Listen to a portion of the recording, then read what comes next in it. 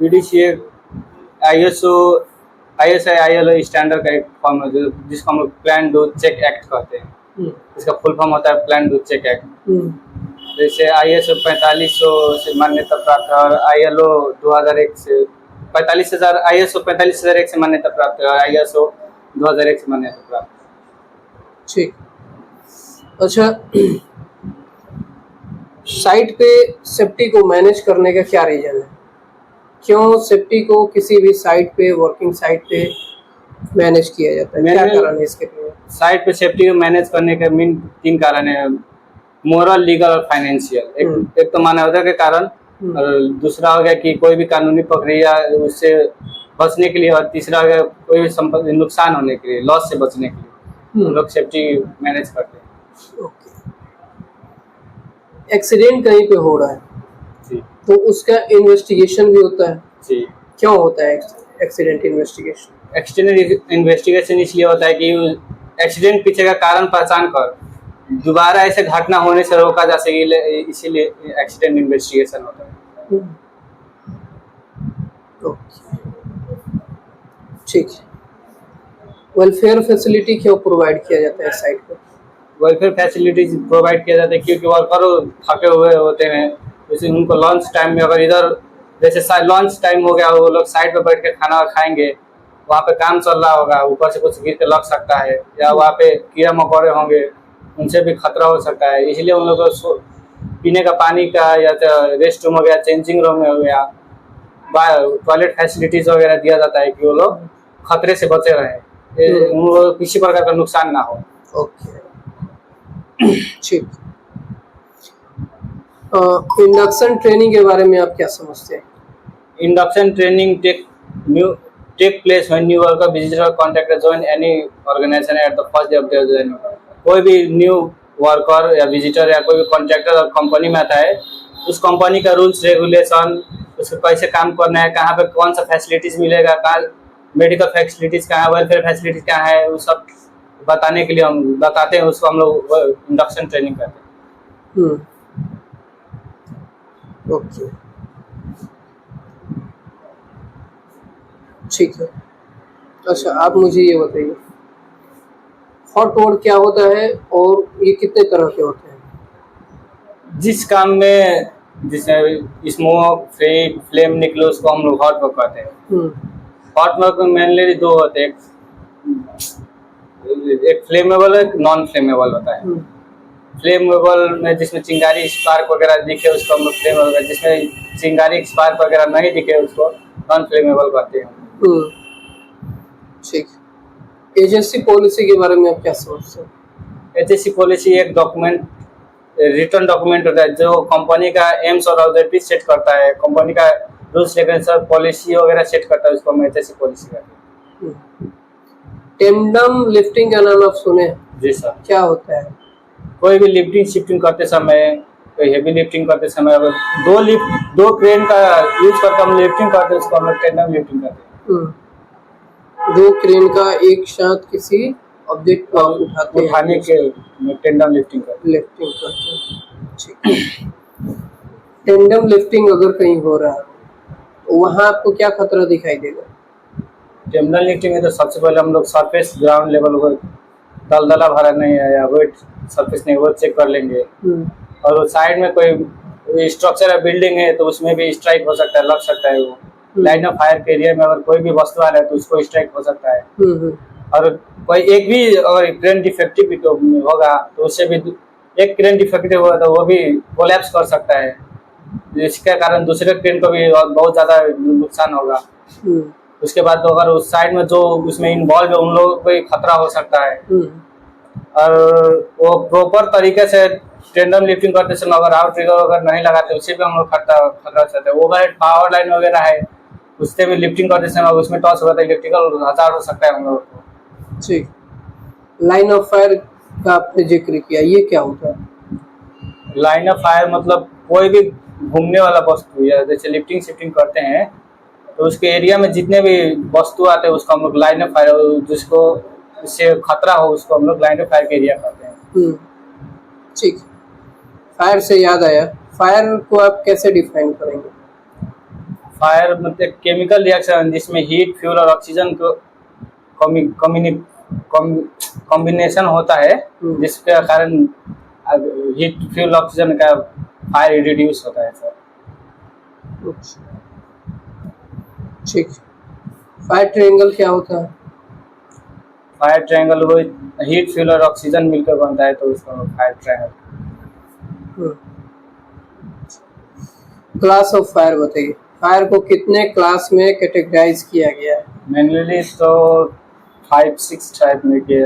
Class ए fire में solid हो गया, क्लास बी फायर में लिक्विड हो गया, क्लास सी फायर में गैस हो गया, क्लास डी फायर में मेटल हो गया, क्लास के फायर में किचन हो गया, क्लास सी फायर में इलेक्ट्रिकल हो गया।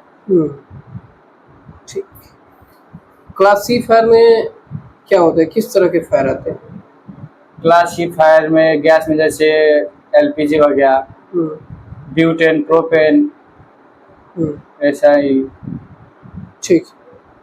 अगर इस तरह के फायर हो रहे हैं जी, आपके साइट पे गैस रिलेटेड, तो उस टाइम आप कौन से एक्सटिंग्विशर का यूज करेंगे? उस टाइम हम लोग गैस में CO2 और DCP का यूज कर सकते हैं। CO2 और DCP। ठीक। अब किचन फायर के बारे में बताएं। किचन फायर में मतलब हम लोग को वो है, कुकिंग ऑयल और फैट में आग लग सकता है। उस समय हम लोग वेट केमिकल पाउडर का यूज करेंगे, फोम DCP का यूज करके बुझा सकते हैं, आग को कंट्रोल कर सकते हैं। अच्छा, अब ये जो पोर्टेबल एक्सटिंग्विशर होता है, इसको आप कैसे पहचानेंगे कि ये कौन सा एक्सटिंग्विशर है? इसमें कलर कोडेड होता है या कलर कोडिंग किया होता है ऊपर से, या उस पे लिखा होता है कौन सा है। वाटर है तो उसका वाटर का रेड होता है, फोम है तो क्रीम होता है, उसके कार्बन डाइऑक्साइड है तो ब्लैक होता है। इसे कलर कोडिंग करके रखा हुआ है, उसी के अनुसार हम लोग उसे पहचानते हैं। ठीक है। जो एक्सटिंग्विशर सिलेंडर होता है जी, तो किन किन पार्ट से मिलकर वो बनता है? पार्ट्स के नाम बता सकते हैं? सिलेंडर पूरा पूरे जो स्ट्रक्चर होता है, सिलेंडर होता है, इसमें तो पहले सिलेंडर हो गया, उसके बाद हो गया लीवर आता है, हैंडल आता है, सेफ्टी पिन आता है, जुबली क्लैंप आता है, होज पाइप आता है, नोज या टॉर्च आता है, यही सब मिलकर होता है। और ये सिलेंडर स्टैंड हो गया। ठीक है। ठीक है। अगर आपके साइट पे कहीं गैस कटिंग का काम हो रहा है, तो आप वहाँ पे प्रिकॉशन के रूप में क्या देंगे? गैस कटिंग का अगर कोई काम हो रहा है तो हम लोग तो पहले वहाँ पे कम्बस्टेबल मटेरियल जितना भी है वहाँ पे हटा देंगे। सिलेंडर वगैरह है तो फायर ब्लैंकेट से ढक के रखेंगे उसको। अगर डायरेक्ट सनलाइट पड़ रहा है उसके सिलेंडर पे तो वो भी खतरा हो सकता है वहाँ पे। और जो भी व्यक्ति गैस कटिंग का कॉम्पिटेंट हो, उसको ऑथराइज किया गया है कि उसी काम के लिए वो एलिजिबल है। और उसके बाद होगा जितना भी इक्विपमेंट हो गया, और सिलेंडर हम लोग चेक कर लेंगे लीकेज है कि नहीं, इक्विपमेंट डिफेक्टिव इक्विपमेंट या होज वगैरह कटा हुआ है डिफेक्टिव है कि नहीं, वो सब चेक कर लेंगे। यही सब करके हम बता सकते हैं। ठीक है। अगर आप ये सब कंट्रोल मेजर नहीं लगाते तो क्या खतरा हो सकता है?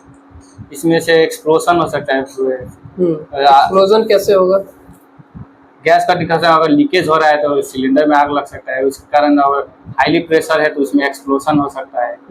उधर अगल बगल में जितना भी कंपनी में पूरा कंपनी को नुकसान हो सकता है, आग लगेगा तो जितना भी इन्वॉल्व होंगे उसमें उन लोगों का मृत्यु हो सकता है। ये सब हो सकता है। ठीक। अच्छा, आप मुझे ये बताइए, फायर वॉचर और होल वॉचर में क्या डिफरेंस है?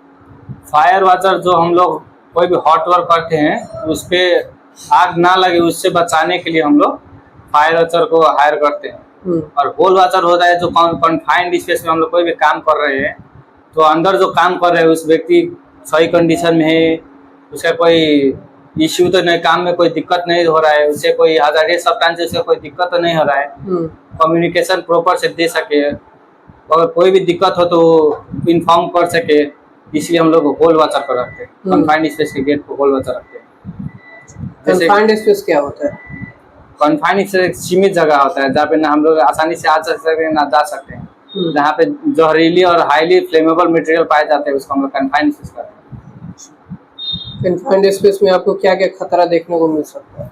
कन्फाइंड स्पेस में तो जैसे CO2 H2S हो गया, ऑक्सीजन का कमी होना, लाइट का कमी होना, ऑक्सीजन अधिक तो हो वो भी हमारे लिए खतरा हो सकता है। इलेक्ट्रिकल हजार हो सकता है, बायोलॉजिकल हजार हो सकता है, हाई टेम्परेचर हो सकता है, और एग्जॉस्ट वेंटिलेशन सिस्टम ना होना वो भी हमारे लिए खतरा हो सकता है। काम करते समय उसका यूज नहीं करें वो भी खतरा हो सकता है।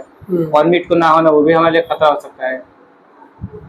क्या प्रिकॉशन देंगे कन्फाइंड स्पेस के लिए?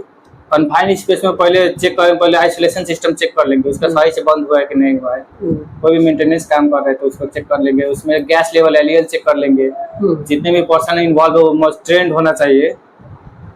और जो इंट्रांट और होल वाचर रखा गया है कॉम्पिटेंट होना चाहिए। उसको वो काम कैसे करे, किस समय में कैसे प्रिकॉशन ले, कोई खतरा होता है तो कैसे प्रिकॉशन लेना चाहिए उसके बारे में उसको अच्छी तरह से जानकारी हो, वो कर सके, वो भी होना चाहिए। और हम लोग कन्फाइंड स्पेस में ऑक्सीजन लेवल चेक कर लेंगे कितना है। और उसके बाद जो मैक्सिमम हम लोग 24 वोल्ट लाइट का यूज करेंगे कन्फाइंड स्पेस में कि हम लोग एलिजिबल होकर काम कर सकें, सही तरीके से काम कर सकें। ठीक, ओके। आप ये बताइए वर्क एट हाइट क्या होता है और वर्क एट हाइट पे काम करते समय क्या क्या सावधानियां बरतना चाहिए? वर्क एट हाइट तो देखिए जमीनी सतह से 1.8 मीटर के ऊपर जितने भी काम होते हैं हम लोग वर्क एट हाइट करते हैं। सॉरी सर, उसमें काम करते समय हम लोग को खतरा जैसे वर्कर गिर सकते हैं, कोई भी मटेरियल ऑब्जेक्ट वर्कर पे या कोई नीचे से चल रहा है उनको पे गिर सकता है। वर्टिकल डिस्टेंस होगा वो भी हमारे खतरा है। एडवर्स वेदर कंडीशन, पानी पड़ रहा है, ज़्यादा स्पीड में हवा आ रहा है वो भी खतरा हो सकता है। और उसके बाद हो गया तो प्रॉपर कम्युनिकेशन ना होना, प्रॉपर एक्सेस एंड इग्रेस का ना होना, और सॉरी, और जो इस कॉम्पिटेंट व्यक्ति काम ना करे उससे भी खतरा हो सकता है। परमिट का ना लेना वो भी खतरा हो सकता है। ठीक ठीक ठीक है। सेफ्टी बेल्ट के कुछ पार्ट्स का नाम बताइए। सेफ्टी बेल्ट कैसे किस चीज से मिलकर बनता है? सेफ्टी बेल्ट हो गया, पहले क्या क्या पार्ट्स होता है उसमें? सेफ्टी लॉक हो गया, लैनर्ड हो गया, शोल्डर स्ट्रिप हो गया, चेस्ट स्ट्रिप हो गया, चेस्ट लॉक हो गया, थाई लॉक हो गया, थाई स्ट्रिप हो गया, D block, D ring, shock absorber, यही सब होता है। अच्छा, सेफ्टी बेल्ट में जो शॉक एब्जॉर्बर होता है उसका काम क्या होता है, किस लिए लगा होता है उसमें? शॉक एब्जॉर्बर इस लगा रहता है कि अगर कोई व्यक्ति गिर रहा है ऊपर से तो उसको झटका ना लगे, झटका लगने से उसका मृत्यु हो सकता है, इसलिए वो धीरे धीरे खुलकर व्यक्ति को झटका लगने से बचाता है। ठीक। सेफ्टी बेल्ट अगर आप यूज कर रहे हैं या फिर आपके साइट पर कोई सेफ्टी बेल्ट का यूज कर रहा है तो यूज करने से पहले आप क्या क्या चेक करेंगे? उसमें चेक पॉइंट क्या क्या होगा? पहले देख लेंगे उसका जो क्लच है या जो एंकरेज हुक है वो सही से काम कर रहा है कि नहीं कर रहा है। लेयर नेट में कोई कटा हुआ, फटा, जला हुआ तो नहीं है। शॉक एब्जॉर्बर में कोई डैमेज तो नहीं है, या चेस्ट स्ट्रिप हो गया वो भी कटा फटा तो नहीं, जला हुआ, या फिर किसी प्रकार का केमिकल तो उस पर नहीं गिरा है। लॉक देख लेंगे सही तरह से काम कर रहा है कि नहीं कर रहा है, स्लिप नहीं कर रहा है, डी रिंग सही कंडीशन में कि नहीं, डी ब्लॉक सही कंडीशन में कि नहीं, वो सब देख लेंगे। कहीं पे मुड़ा हुआ है या क्रोजन जंग लगा हुआ है कि नहीं वो भी देख लेंगे। आप मुझे ये बताइए रिस्क असेसमेंट क्या होता है? Risk assessment is a process of identifying hazard, calculating risks, and then eliminating and controlling that risk in a stable level. ठीक, इससे भी खतरे को उसको सुधार कर उसको लेवल में लाना। ठीक है। जैसे क्या होता है? Job safety analysis is a process. Job safety analysis is a process of identifying hazard, calculating risks, and then eliminating or controlling that risk in a stable level. अच्छा, ठीक है। हीरा का फुल फॉर्म क्या होता है? Hazard identification and risk assessment. Hazard identification and Risk assessment. Risk assessment, हीरा। Okay, ठीक है। इसका फोल्डिंग क्या होता है और इसका यूज हम लोग कहाँ करते हैं?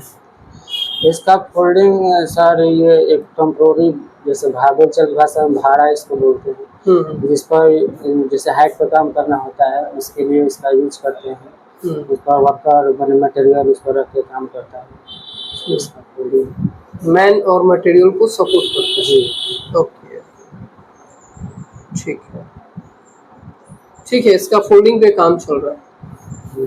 तो काम चल रहा है तो खतरा तो होगा। जी क्या क्या खतरा होता है? सर, उस पे से वर्कर गिर सकता है, ऑब्जेक्ट गिर सकता है, हम्म, शिप ट्रिप्स हो सकता है, ओवरहेड पावर लाइन हो अगर उससे कांटेक्ट हो तो भी खतरा है, और वर्टिकल डिस्टेंस हो सकता है, और वर्टिकल डिस्टेंस हो सकता है, राइट, ठीक है। तो ये जो आपने खतरा बताया, तो खतरा बताया है तो प्रिकॉशन तो लगाना पड़ेगा, खतरा है।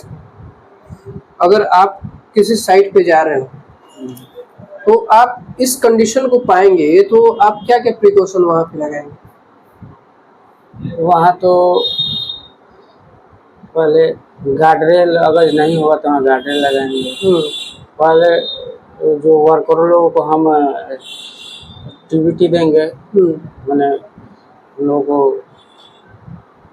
10% वहाँ मैंने जो जानकार व्यक्ति वो काम करेगा, और वहाँ पर देखेंगे ज़्यादा अगर जो हवा है चल रहा है तो वहाँ पर हम काम रोक देंगे।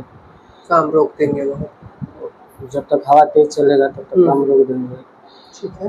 और जैसे पावर लाइन गया है ऊपर से, तो उसको या भाड़ा को ऐसे बनाएंगे कि या तो उससे दूर रहे या नहीं तो कट करवा देंगे। कट करवाना तो संभव नहीं है क्योंकि उसे हट के ही हम इसका फोल्डिंग बनाएंगे, डिस्टेंस मेंटेन करेंगे। डिस्टेंस मेंटेन करेंगे। परमिट लेंगे, और जो हमारा है पीपी जो है उसका हम उपयोग करेंगे। जैसे हार्ड हैट हो गया कि कोई भी वस्तु इक्विपमेंट हमारे सर पर ना गिरे। अच्छा, ठीक है। पीटीडब्ल्यू के बारे में आप क्या समझते हैं? पीटीडब्ल्यू सर एक कागजी मैंने जैसे अच्छी होता है कि किसी भी हार्ड वर्क हो, जैसे कोल्ड वर्क या हॉट वर्क हो, उसको एक लिखित कागजाती लिखित होता है जो हमको लेना पड़ता है, और उसके लिए भी अगर हम कोई काम नहीं कर सकते, अगर जो वो उसके बिना हम काम करते हैं तो हमारे लिए खतरा है। ठीक। इसके कितने सेक्शन होते हैं परमिट? इसके 4 होते हैं: इशू, क्लियरेंस, रिसीवर और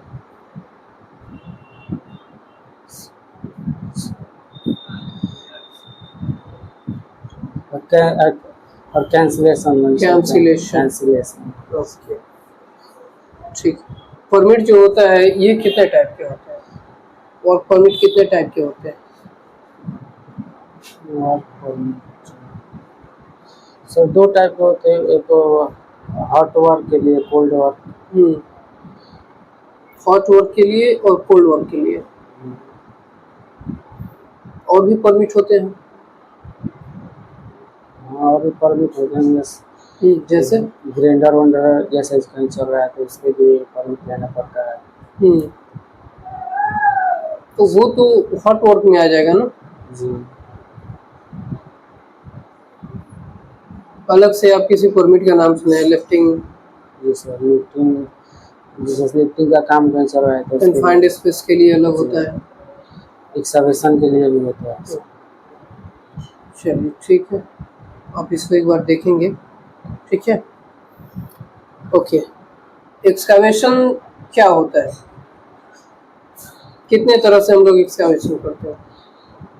एक्सकवेशन तो सर 2 तरह से कर सकते हैं, एक मैनुअली यानी हाथ से, एक मशीनरी जो मशीन के द्वारा होता है। एक्सकवेशन एक प्रोसेस है जो पृथ्वी से कंकड़ पत्थर या मिट्टी को मैंने खुदाई किया जाता है, उसको एक्सकवेशन। ठीक। एक्सकवेशन अगर कहीं पे आप करवा रहे हैं जी, तो खतरा क्या क्या देखने को मिलता है? एक्सकवेशन अगर कहीं हो रहा है तो सर पहले तो वहाँ के भूमि का जांच कराएंगे कि वहाँ कोई अंडरग्राउंड सर्विसेज नहीं है, जैसे पाइपलाइन चाहे गैस नहीं है, और वहाँ पर खतरा हो सकता है। कहीं मिट्टी की जांच करना पड़ता है, जैसे वो बलुआ मिट्टी नहीं है, फिर मैंने कैसी मिट्टी है, किस टाइप का मिट्टी है, और जैसे वहाँ से कहीं कहीं होता है कि वहाँ से टॉक्सिक गैसें निकलने लगती है डिक्सावेशन के बाद, तो वो भी उससे भी खतरा होता है वर्कर लोगों को। तो ये सब खतरा देखना पड़ता है। लोटो क्या होता है? लोटो सर, लोटो जो होता है किसी भी काम को करने से पहले जो हम उसको एक टैग लगा देते हैं और उसको लगा कर माने कि उस काम को शुरू होने माने किस लिए ये काम कितना देर में कितना समय में ख़त्म होगा, कब तक चलेगा और क्या काम चल रहा है उस पर लिख कर उसको लगा दे। माने कि जो व्यक्ति नहीं जानकार है उसको देख कर वो जान जाए कि हाँ यहाँ ये काम चल रहा है, इसके लिए यहाँ पर लोटो लगाया गया है। टेंडम लिफ्टिंग का नाम सुने हैं? जी। क्या होता है tandem lifting? Tandem lift sir, दो क्रेन होता है, जो दो क्रेन मिलकर जो किसी वस्तु को उठाती है और कहीं शिफ्ट करता है उसको टेंडम। दो क्या उठाते हैं? दो क्रेन यानी मशीन मिलकर किसी जो भारी वस्तु होता है उसको उठाकर एक जगह से दूसरी जगह टेंडम लिफ्टिंग। Tandem lifting. इसका फोल्डिंग के पार्ट्स का नाम बता सकते हैं? कंपोनेंट्स किन किन कंपोनेंट्स से मिलके इसका फोल्डिंग बनता है? जी, sole board, base plate, mid sill, standard, ledger, transom, bracing, outrigger और गार्ड रेल, टो बोर्ड, ये सब। क्या होता है लोटो? लोटो तो एक सर ऐसा इक्विपमेंट है जो कहीं काम हो रहा है, जो जैसे कि उसको टैग लगाकर किया जाता है। असेंबली पॉइंट क्या होता है? इसका यूज हम लोग कब करते हैं? असेंबली पॉइंट ये होता है जब कंपनी में एक ऐसा जगह होता है जहाँ पर कहीं पर भी आग लगे या कोई घटना हो, वहाँ पे सब आदमी इकट्ठा होते हैं और उसके बाद सब आदमी का काउंटिंग होता है कि सब बंदे वहाँ पे हैं कि नहीं। ठीक है। फास्ट टेक्निक के बारे में आप क्या जानते हैं? फास्ट टेक्निक क्या होता है? फास्ट टेक्निक जो फायर एक्सटिंग्विशर चलाने के काम आता है। क्या होता क्या है ये? इस फास्ट टेक्निक होता है pull the pin, aim the dash, squeeze the lever, side by side. Side by side क्या है? उसको मूव करना है इससे सर, नोजल पकड़ कर। चलिए ठीक।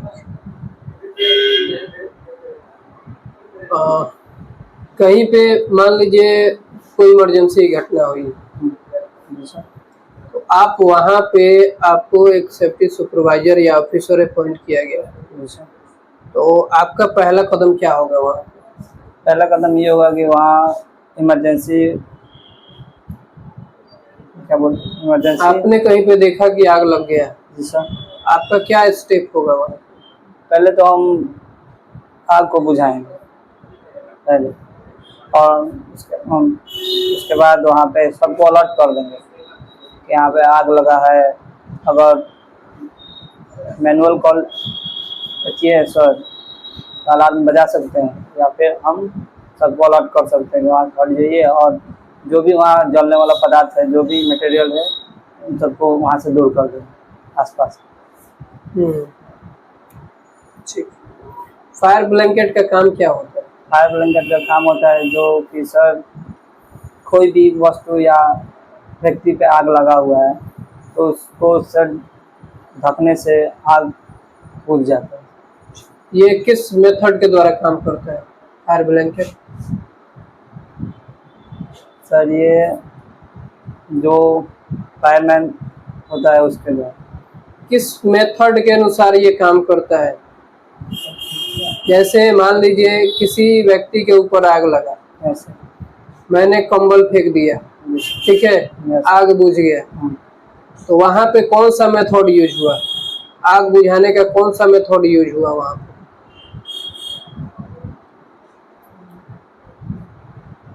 तो सर नहीं।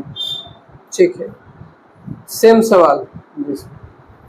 अगर आप आग से ऑक्सीजन सप्लाई को रोक देते हैं, इस मेथड को क्या कहते हैं? सर इस मेथड को बोलेंगे कि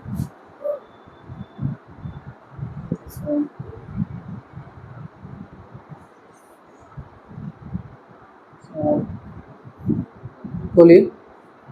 उस मेथड को बोलेंगे कि ऑक्सीजन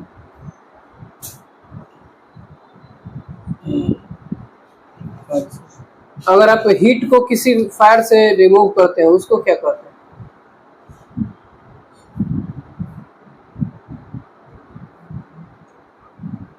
कूलिंग, स्टार्विंग, स्मूदरिंग का नाम सुने हैं आप?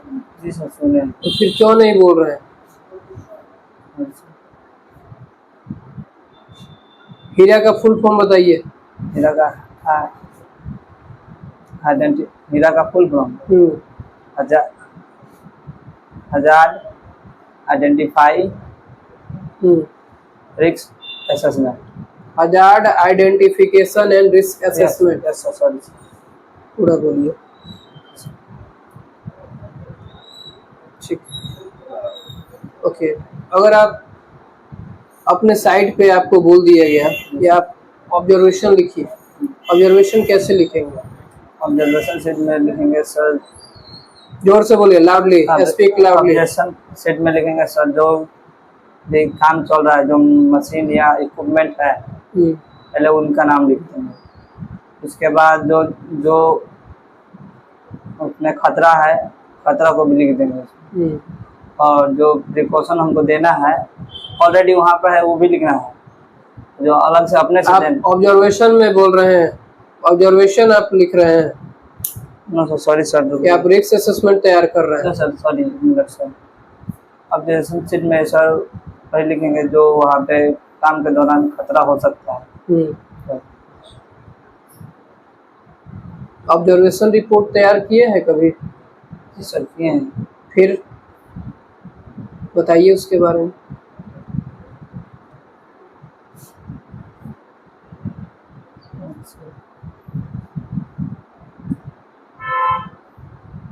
बोलिए।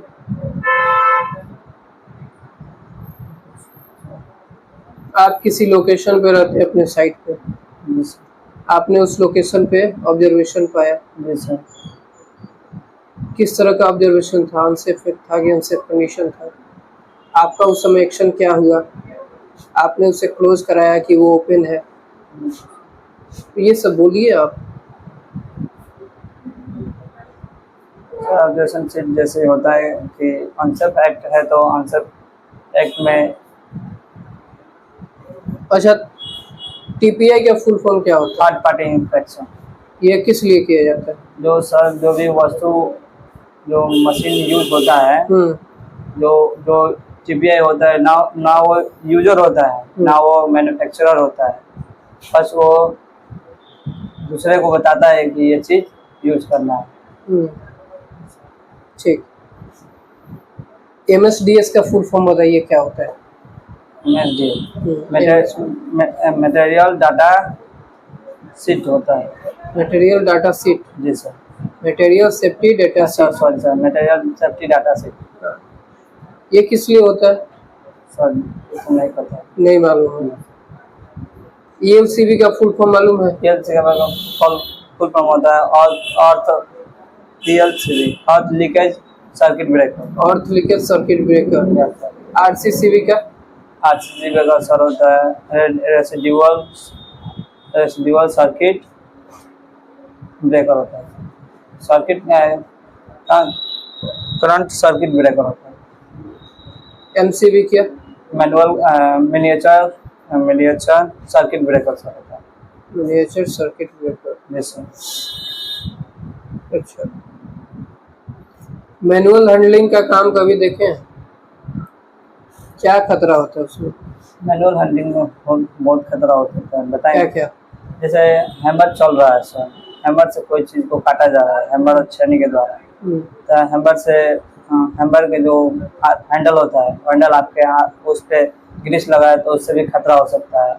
या सर हैंडल आपके हाथ में ही और वो हैमर का जो मेन वजनदार चीज़ है वो किसी को लग सकता है, या फिर छेनी से काटा छेनी छटक कर लग सकता है। टैग कितने तरह के होते हैं? टैग इसका folding tag.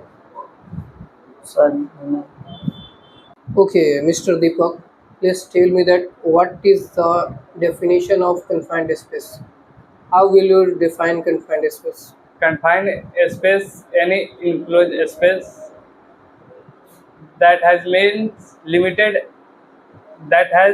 limited means and egress and may have toxic gases and may have flammable and combustible material and lack of lighting and lack of ventilation is called confined space. Okay. मतलब confined space जो चारों तरफ से घिरा हो, उसमें आने जाने का रास्ता हो और जिसमें जहरीला गैस और ज्वलनशील पदार्थ हो और प्रकाश की कमी हो, हवा की कमी हो, उसे confined space हो।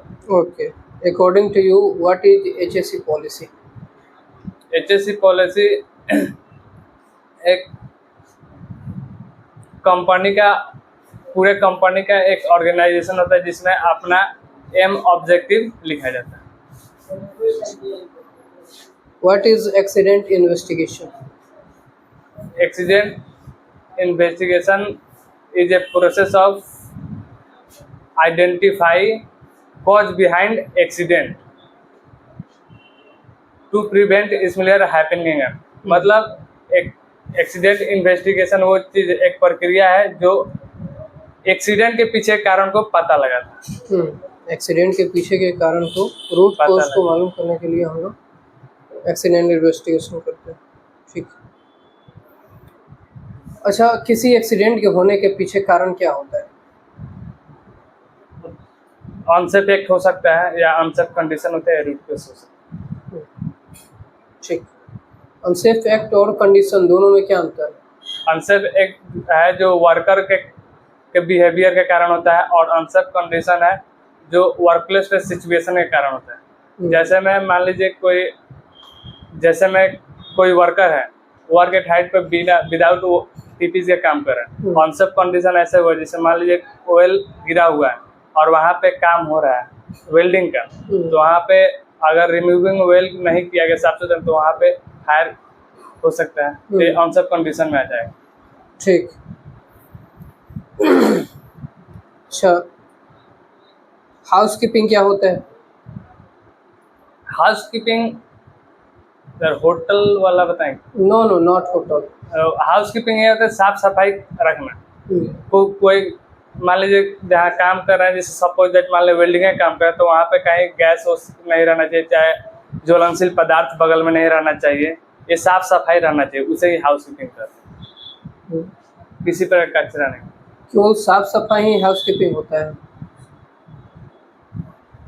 नहीं, मतलब काम के अकॉर्डिंग के अनुसार वहाँ पे मटेरियल नहीं रहना चाहिए। जैसे मैं मान लीजिए फायर लगा था, कभी हो ड्रिल ऐसा ही छोड़ देते उसको। जैसे मान लीजिए आप साइट पे हैं, ठीक है, और 50-100 सीमेंट का बोरी इसी तरफ फेंका हुआ है, तो हाउसकीपिंग में उसको हम लोग क्या करेंगे? उसको ट्रक पे लदवा के कहीं कचरा में डलवा देंगे? नहीं डलवाएंगे। तो हाउसकीपिंग का मतलब क्या हुआ? हाउसकीपिंग का मतलब यही हुआ कि मतलब जो बिना मतलब के पड़ा हो उसे हटा दे, जिसका काम तो नहीं वो भी मान लीजिए बिना मतलब का ही पड़ा होता है इधर उधर, वो भी काम का चीज होता है ना। हाँ। वो भी तो इधर उधर पड़ा रहता जैसे है। काम करके कोई मान लीजिए हमको सीमेंट का ही काम है, तो मान लीजिए सीमेंट तो ऐसे घर में हम लोग रखे रहते हैं, और जैसे सपोज दैट सीमेंट कोई इधर उधर बिखरा रहता है, उसको साफ सफाई कर देंगे और जो सजा कर रखा हुआ है वैसे ही रखा हुआ है। जैसे मान लीजिए हम लोग कोई काम कर रहे हैं वर्क एट हाइट पे, तो कोई इक्विपमेंट का हमको जरूरत पड़ता है, जैसे में हथौड़ा का, तो हथौड़ा काम करके वहीं पे छोड़ दिए तो ठीक नहीं है, उसको हटा देना चाहिए। मतलब अगर हाउसकीपिंग कर रहे हैं तो हाउसकीपिंग का साफ सफाई होता ही है, साथ ही साथ आप जिस चीज़ का यूज़ कर रहे हैं, टूल्स इक्विपमेंट का, मटेरियल का, सभी को ऑर्डरली आप अरेंज करके रखिए, ये हाउसकीपिंग होता है। ठीक है। मैनुअल हैंडलिंग जब कभी अगर हो रहा है तो आप क्या क्या खतरा देखते हैं? उसमें तो पहले बॉडी पोस्चर देंगे, एक ही तरह से आदमी काम कर, क्या पूछे, हजार क्या खतरा हो सकता है? खतरा यही कि मान लीजिए सपोज दैट हम लोग कुदाल से मैनुअल, सॉरी आप मैनुअल हैंडलिंग मतलब क्या चीज, कौन सा word? Manual handling means you are carrying any object by your force by your hand and by your force.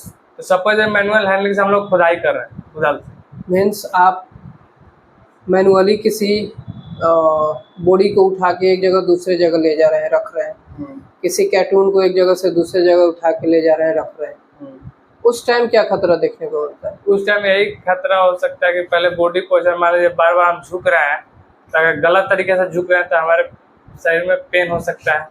उसके बाद सपोज हाथ से छूट सकता है वो, तो पैर पे गिर, पैर भी कुछ चल सकता है। ठीक है। और मान बॉडी पोस्चर ज़्यादा दिक्कत होगा और पैर में चोट लगेगा। ठीक।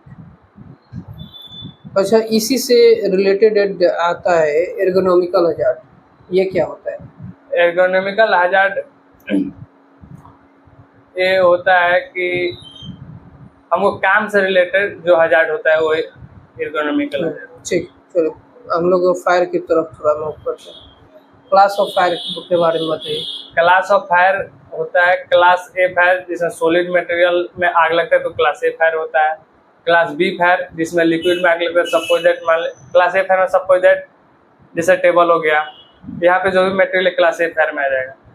और क्लास बी में लिक्विड जैसे में पेट्रोल हो गया, डीजल हो गया, केरोसिन तेल हो गया। क्लास सी में आपका गैस हो जाएगा, एलपीजी हो जाएगा, सीएनजी हो जाएगा। क्लास डी में मेटल हो जाएगा, क्लास एफ किचन हो जाएगा। और क्लास ई जो इलेक्ट्रिकल में आग लगे, जैसे में मान लीजिए कि इन्वर्टर में आग लग गया। ठीक है। तो ये जो क्लास ऑफ फायर आप बता रहे हैं, तो एक्सटिंग्विशिंग मीडिया क्या यूज़ करेंगे यहाँ? एक्सटिंग्विशिंग मीडिया अगर सपोज दैट अगर क्लास ए फायर में लगता है तो वाटर एक्सटिंग्विशर का इस्तेमाल करेंगे। और क्लास बी यानी कि क्या बोलते हैं, लिक्विड में लगता है तो इसमें डीसीपी का भी यूज कर सकते हैं और CO2 फायर एक्सटिंग्विशर का भी यूज करते हैं। और क्लास सी में भी CO2 का और डीसीपी का यूज कर सकते हैं। डीसीपी ऐसा एक्सटिंग्विशर है जो ABC तीनों क्लासिफिकेशन में यूज किया जाता है। ठीक है। फोम का साइट पे जब एक सेफ्टी ऑफिसर जाता है या सुपरवाइजर जाता है, उसका रिस्पॉन्सिबिलिटी क्या होता है वहाँ? Responsibility of safety officer. There are many type of responsibility of safety officer. जैसे सबसे पहले sir complying and implement safety policy. Given induction training to the new worker, visitor and contractor. Conducting field work before work. Ensure permit to work before ensure permit to work system before job. Ensure welfare facility at the workplace. Provide job safety training हो गया sir. और observing concept condition at the workplace and taking action to eliminate. और carrying out safety inspection, tour survey and sampling. Carrying out risk assessment and safe work practice and safe equipment. Carrying out accident investigation हो जाएगा sir. और reporting management system हो जाएगा और all PPEs हो जाएगा। Provide all PPEs sir. ठीक, ये हो जाएगा। Okay.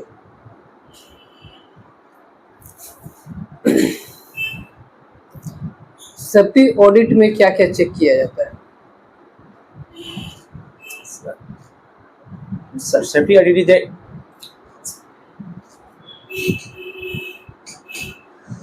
a systematic and critical evaluation of an organization holds health safety management system.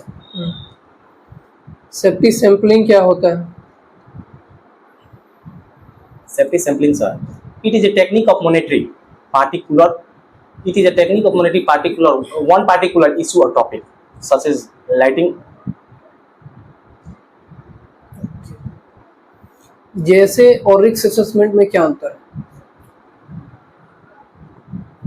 Sir जैसे जॉब सेफ्टी एनालिसिस किसी खास एक काम के लिए होता है और रिस्क असेसमेंट पार्टिकुलर मतलब कि कोई भी काम के लिए रिस्क असेसमेंट होता है। और जैसे में हम सिर्फ एक ही काम को एक ही काम के लिए होता है, वो किसी खास ही काम के लिए होता है। ओके, ठीक, ओके मिस्टर इरशाद। जैसे का स्टेप बताइए आप। जैसे जैसे का स्टेप, जैसे कैसे करते हैं हम लोग, speak loudly. select the job, divide the hazard into step, identify the hazard into a step, implement and control measure, review and necessary. Hierarchy of risk control क्या होता है? Hierarchy of risk. There are 5 types of hierarchy of risk control: elimination, substitution, admiss control, engineering control, और last PP. Administrative control में क्या आता है mister वजीर? Administrative control में सर वो हो जाएगा जैसे कि इल्यूमिनेशन हो गया, सब्स्टिट्यूशन हो गया, इंजीनियरिंग कंट्रोल हो गया। ये तीनों से अगर कोई हज़ार कंट्रोल नहीं हो रहा है तो इसमें क्या होता है, एडमिनिस्ट्रेटिव कंट्रोल में किसी को कंट्रोल करने का नहीं, इसमें खुद इंसान को मतलब आदमी को कंट्रोल किया जाता है। ठीक है, जैसे कि जहाँ पे खतरा है जिसको कंट्रोल नहीं किया जा सकता वहाँ पर हम साइन बोर्ड लगा देंगे। जैसे आप देखते होंगे कि सर, और जैसे कि आप देखते होंगे कहीं पे घनी आबादी क्षेत्र हो रोड के किनारे तो लिखा रहता है ना कि घनी आबादी क्षेत्र कृपया यहाँ पे धीरे चले, उसी टाइप से सर। ठीक, आप बताइए इंजीनियरिंग कंट्रोल का एग्जांपल क्या हो सकता है? सर इंजीनियरिंग का वर्क के टाइप पे काम हो रहा है, वहाँ पे गार्डन नहीं है, आप वहाँ पे गार्डन अवेलेबल कराएंगे, तीनों ट्यूबवेल, ठीक है, और top rail, middle rail, tube well. ठीक है, और क्या करेंगे? इंजीनियरिंग कंट्रोल उसे अच्छे तरह से इसको टीवीजी दे देंगे बिफोर स्टार्ट द जॉब। ठीक है, तो ये इंजीनियरिंग कंट्रोल है। आप बताइए सर जैसे कि वर्क एट हाइट में इरशाद ने जैसे बताया कि इंजीनियरिंग कंट्रोल में गाइडलाइन दे देंगे, और एक और काम भी कर सकते हैं जैसे कि मतलब कि कुछ सामान गिर सकते हैं उसके लिए हम फायर प्रोटेक्शन सेफ्टी नेट लगवा देंगे, ये भी इंजीनियरिंग कंट्रोल में आ जाएगा सर। बैरिकेशन लगवाएंगे, बैरिकेशन करवा देंगे सर, ये सब होगा। गार्ड नहीं है, गार्ड लगा देंगे। ठीक,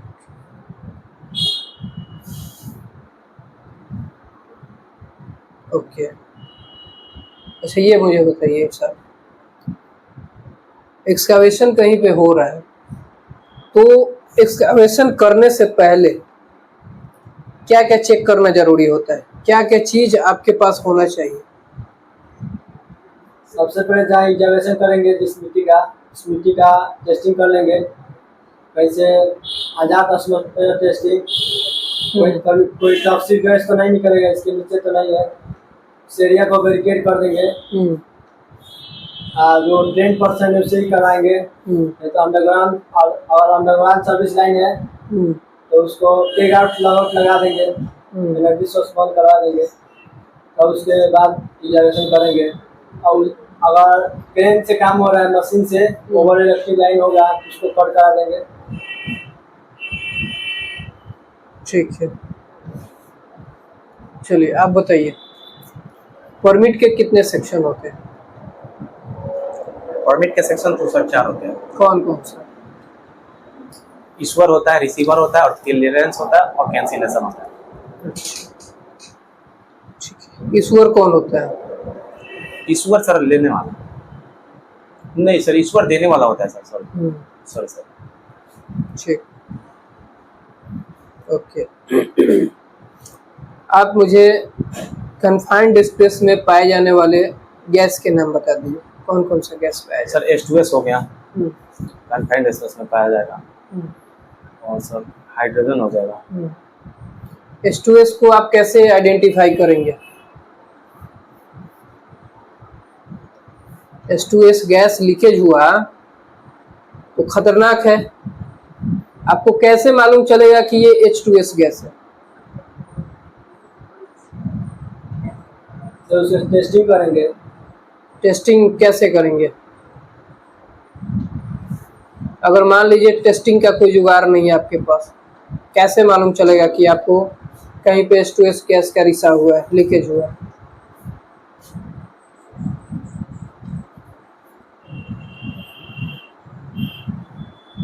बोलिए, आप बताइए। सर H2S में सर H2S में सर अगर लीक होगा तो वो सारा हुआ अंडा के जैसा सर उसमें से स्मेल आता है, तब हमें पता चल जाएगा सर। ठीक है। और सर उसका कोई कलर वगैरह नहीं होता है? उसका कलर नहीं होता है, यस सर। तो वो सड़ा हुआ अंडा के जैसा उसमें स्मेल आता है, उसी से हम लोग हो सकता है, मतलब ज़्यादा देर तक कांटेक्ट में रहेंगे तभी पता चलेगा सर, जल्द नहीं पता चलता सर। ठीक, आप बताइए कन्फाइंड स्पेस में आप लाइटिंग के लिए कितने वोल्ट यूज कर सकते हैं? 24 वोल्ट। ऑक्सीजन लेवल क्या होना चाहिए कन्फाइंड स्पेस में? 19.5% से सर 23.5% तक। अगर ऑक्सीजन लेवल उससे ज्यादा होगा तो आग क्या लग हो जाएगा सकता सर है? तुरंत। उसके बाद क्या हो सकता है? तुरंत आग लग जाएगा सर। उससे कम रहेगा तो तभी वो हमारे लिए अगर कम हो रहा है तो क्या होगा? सब वर्कर अच्छे से काम नहीं कर पाएंगे, हो जाएगा। क्या हो सकता है उनके साथ? स्किन डिजीज हो सकता है, फिजिकल हो सकता है। स्किन डिजीज का ऑक्सीजन से क्या कनेक्शन है? नहीं सर, सीरियस इंजरीज हो सकता है। सीरियस इंजरी में क्या होगा? दम घुटने लगेगा दम सर, घुटने लगेगा, डेथ होने लगेगा, सफोकेशन होने लगेगा। यस सर, दम घुटने लगेगा। ठीक है। ठीक, आप मुझे ये बताइए हाइट पर काम करने से पहले, वर्कर को भेजने से पहले उनका कौन कौन सा टेस्ट करवाना चाहिए?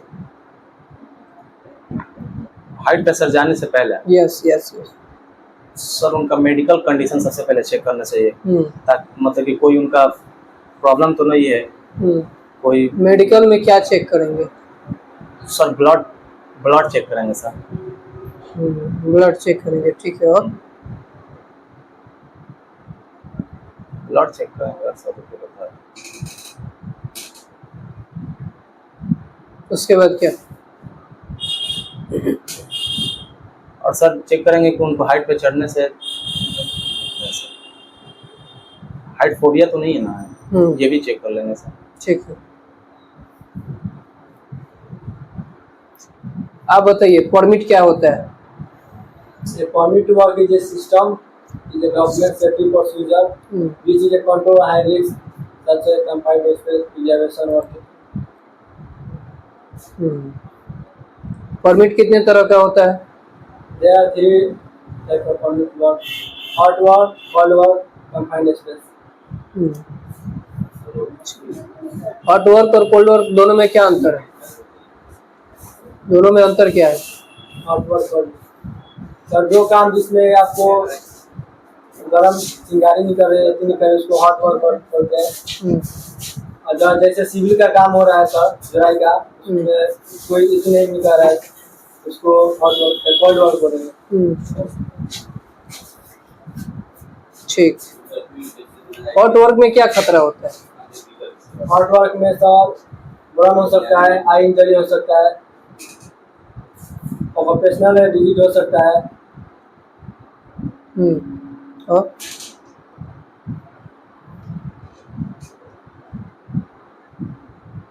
एक्सप्लोजिव हो सकता है सर, विस्फोट हो सकता है। अच्छा, ठीक। आप बताइए हॉट वर्क जब आप काम करवाएंगे क्या क्या प्रिकॉशन आप वहाँ पे देंगे? हॉट वर्क में सर सबसे पहले तो सर किस चीज़ का हॉट वर्क जैसा? हॉट वर्क कोई भी हॉट वर्क, आप गैस कटिंग करवाए, वेल्डिंग करवाए, कुछ भी। मान लीजिए वेल्डिंग में सर, सपोज दैट आप वेल्डिंग करवा रहे हैं, वेल्डिंग का प्रिकॉशन बताइए। Regular inspection and risk assessment सबसे पहले कर लेंगे सर। रिमूविंग कॉम्बस्टेबल मटेरियल सर हटा देंगे। कितना दूर हटाएंगे उसको? कम से कम सर 2 मीटर से सर ज़्यादा ही दूरी पर रखना चाहिए। ठीक है। और रिमूविंग कॉम्बस्टेबल मटेरियल हो गया सर, और कीप फायर एक्सटिंग्विशर रख देंगे सर नियर बाय। ठीक है। और वेल्डिंग करा रहे हैं, अगर वेल्डिंग कर रहे हैं तो सर प्रोवाइड फायर बूथ भी हम कर लेंगे sir.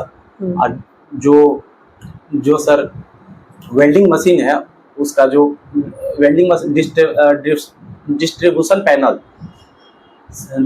Panel shall be equipped with ELCB। ठीक है sir. Ensure welding machine and provide with on off switch, उसका ऑन ऑफ स्विच को भी प्रोवाइड करने का। One and damage cable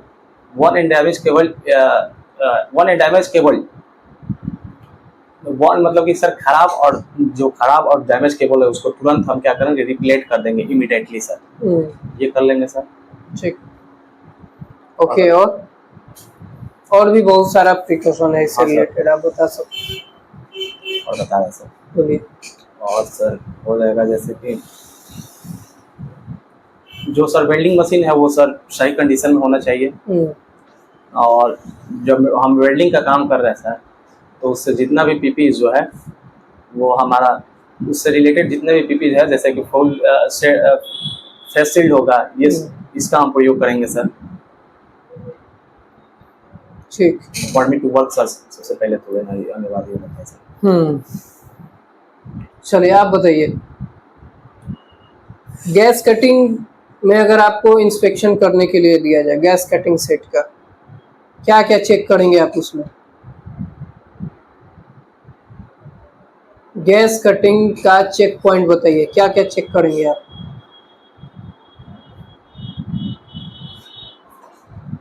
gas cutting yes yes yes.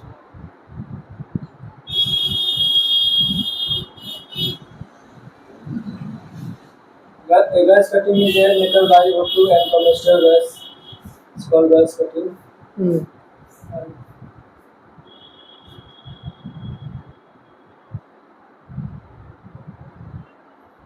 आप बताइए, टेंडम लिफ्टिंग क्या होता है?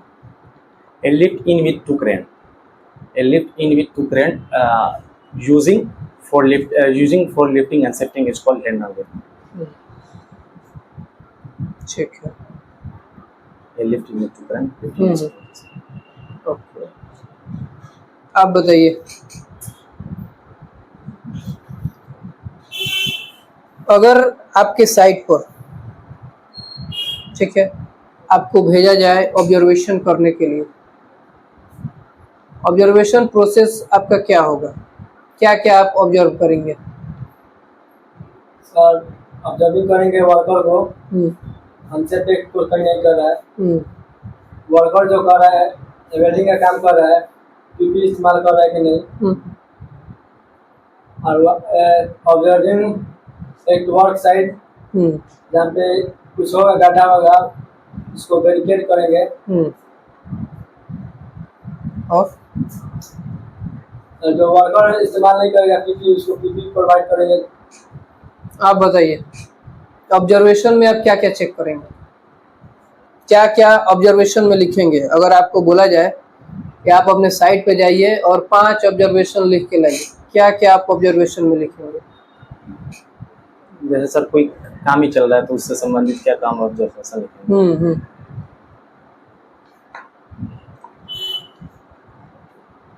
सबसे पहले तो सर हम वर्करों को देख लेंगे कि कोई, जैसे जो भी वर्कर है बिना सेफ्टी बेल्ट का ही काम कर रहा है, वर्क एट हाइट का, तो उसको हम सबसे पहले प्रोवाइड, मतलब कि अपने मतलब कि उसको हम सबसे पहले सलाह देंगे कि आप सेफ्टी बेल्ट का प्रयोग करें। या हेलमेट, अगर हेलमेट नहीं पहने तो उसको वो बोलेंगे हम, उनको ये बोलेंगे सर पहनने के लिए। और सर हो गया जैसे ऑब्जर्वेशन में कि सर अगर वो खुद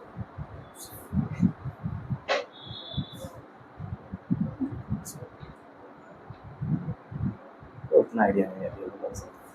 ऑब्जर्वेशन में आप केवल वर्कर को ही चेक नहीं करेंगे, वहाँ जो भी इक्विपमेंट यूज हो रहा है वो भी, उसको भी आप लिखते हैं ना?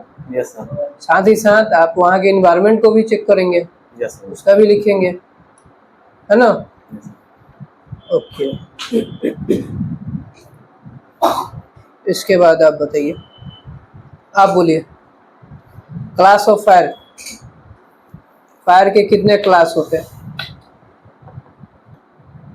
पहले आप फायर का डेफिनेशन बताइए। एक्सक्यूज मी सर, जो आप सर ऑब्जर्वेशन में 5 बोले हैं, तो जैसे क्या क्या 5 कौन सा होता है? जैसे 5 ऑब्जर्वेशन मतलब किसी भी एक्टिविटी से रिलेटेड आप लिख सकते हो, वर्कर से रिलेटेड हो सकता है, किसी इक्विपमेंट से रिलेटेड हो सकता है ना? तो इक्विपमेंट इधर उधर फेंका हुआ है, आप उसको भी ऑब्जर्वेशन में लिखेंगे ना?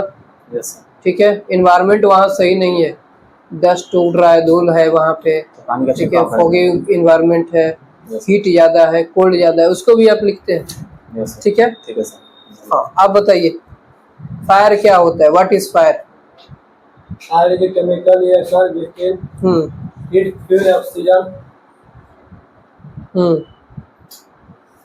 Classifier of fire. Class of fire बताइए। There are 5 types of classifier.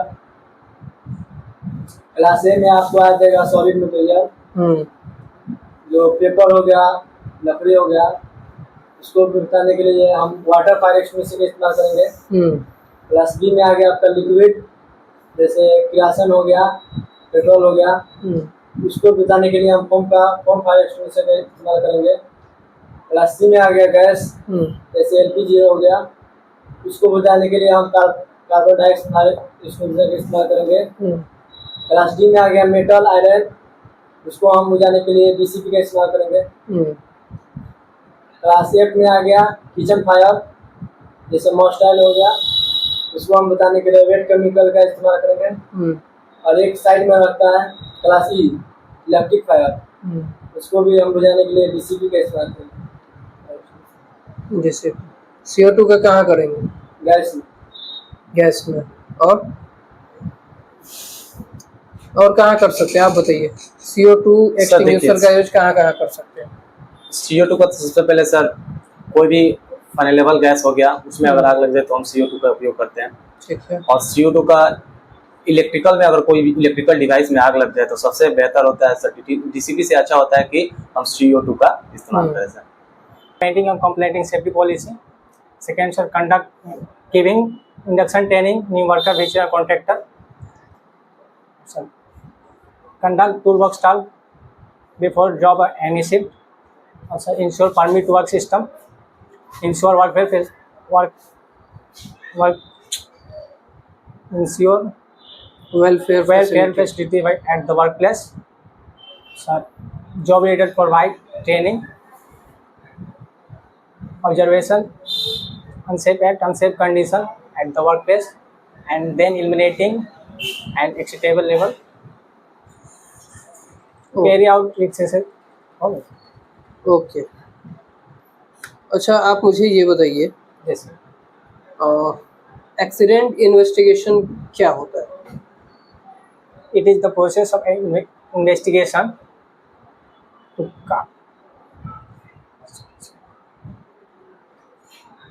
to accident caused by behind the accident incident the happening agent.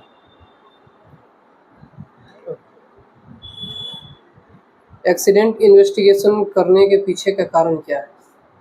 क्यों किया जाता है एक्सीडेंट इन्वेस्टिगेशन? इसलिए किया जाता है कि वो खतरा जांच पड़ताल किया जाता है कि वो खतरा फिर से दोबारा घटित ना हो।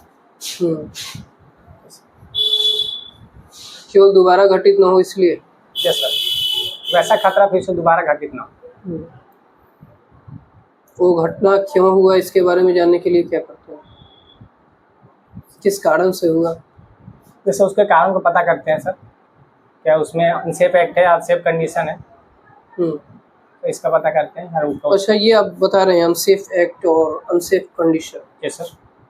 इसको थोड़ा डीपली समझाइए, ये क्या होता है? सर, अनसेफ एक्ट ये होता है कि जो हम लोग खुद के द्वारा गलती करते हैं उसे अनसेफ एक्ट करते हैं, और अनसेफ कंडीशन जो कंडीशन और सिचुएशन के अनुसार से होता है तो उसे अनसेफ कंडीशन। तो दोनों में कुछ एग्जाम्पल वगैरह आप बता सकते हैं ताकि ये क्लियर हो कि अनसेफ एक्ट क्या होता है और कंडीशन क्या होता है? सर, अनसेफ एक्ट जैसे सर शॉर्टकट रास्ता हम चूज करते हैं सर, शॉर्टकट सर किसी भी ऊपर लिफ्टिंग शिफ्टिंग चला उसके नीचे हम खड़ा है, जो भी अनसेफ एक्ट हुआ। और अनसेफ कंडीशन में सर जैसे हॉट या कोल्ड टेम्परेचर, लाइटिंग की कमी, ऑक्सीजन की कमी, ये सब से कंडीशन। ओके, ठीक।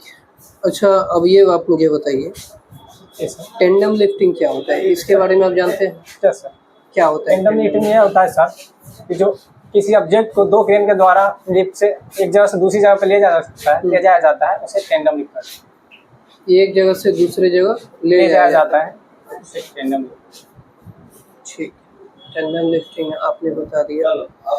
ठीक है, अगर क्रेन से लिफ्टिंग ऑपरेशन हो रहा है जी सर, तो लिफ्टिंग ऑपरेशन से पहले आप क्या क्या क्रेन में चेक करेंगे? सर क्रेन का पहले तो सर्टिफाइड चेक करेंगे और TPI सर्टिफाइड है या नहीं, हम्म, और फिर दूसरा उसमें चेक करेंगे सर SLI लगा हुआ है या नहीं, उसके केबिन में फायर एक्सटिंग्विशर लगा हुआ है या नहीं, और उसके जो टायर है उसमें प्रेशर जो है उसमें सही है या नहीं है उसका चेक करेंगे सर, और जो उसका जो बूम है सही तरीका से काम कर रहा है या नहीं कर रहा उसका चेक करेंगे, हम्म, और जो ऑपरेटर है वो ट्रेंड होना चाहिए। ओके। परमिट सिस्टम के बारे में क्या जानते हैं? सर परमिट सर एक कागजाती दस्तावेज होता है हम्म। जिसे हम किसी हाई रिस्क काम को करने के लिए लेते हैं। हम्म, कितने टाइप के होते हैं सर परमिट? 3 टाइप के होते हैं, कौन कौन से? हॉट वर्क, कोल्ड वर्क और high risk work. High risk. Okay, high risk में कौन सा एक्टिविटी आते हैं? सर हाई रिस्क में confinement stress, work at height, hmm, lifting shifting, hmm, ठीक। अगर आप लिफ्टिंग करवा रहे हैं तो क्या क्या प्रिकॉशन जरूरी है? सर वहाँ पे सबसे पहले SWL पे काम होना चाहिए, हम्म, उसके बाद जितने भी वर्कर्स होंगे कॉम्पिटेंट होने चाहिए, हम्म, और कोई भी वर्कर 45 kg नहीं सर 35 kg से ज़्यादा एक व्यक्ति नहीं उठाएगा सर लिफ्टिंग करते समय। और ओके, सर जितने भी वर्कर काम करें सब सूटेबल PPE पहन करके काम, ठीक। और उसके लिए भी परमिट भी टेकन करें। हम्म, ओके। सेफ्टी ऑडिट क्या होता है? सेफ्टी सर एक टेक्निकल इवैल्यूएशन होता है जिसमें सर मैनेजमेंट सिस्टम का जांच पड़ताल किया जाता है। मैनेजमेंट सिस्टम का जांच पड़ताल किया जाता है। जांच पड़ताल किया जाता है। किस रिगार्डिंग? क्या सर? किस रिगार्डिंग जांच पड़ताल किया जाता है?